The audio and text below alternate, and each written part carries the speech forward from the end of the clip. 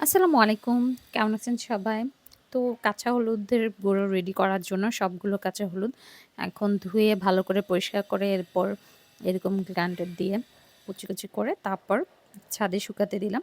তো এটা হলো খাওয়ার জন্য। তো খাওয়ার জন্য যে কাঁচা হলুদের গুঁড়াটা করা হয় ওইটা কিন্তু একদম উপরে বাকলটা ফেলে তারপর ভালো করে পরিষ্কার করে ধুয়ে তারপর এটা ছাদে শুকাতে দেওয়া হয় গুঁড়া করার জন্য। তো এগুলা যখন শুকাবে তখন ব্লেন্ডার দিয়ে এগুলা গুঁড়া করে তারপর চেলে এরপর এগুলা রেডি করা হবে। আর এটা হলো ফেস প্যাকের জন্য। তো ফেস প্যাকের জন্য যেটা ওটাতে আর ওটা ভালো করে ওয়াশ করে তারপর কুচি করে ছাদে দিয়ে দিয়েছি শুকানোর জন্য।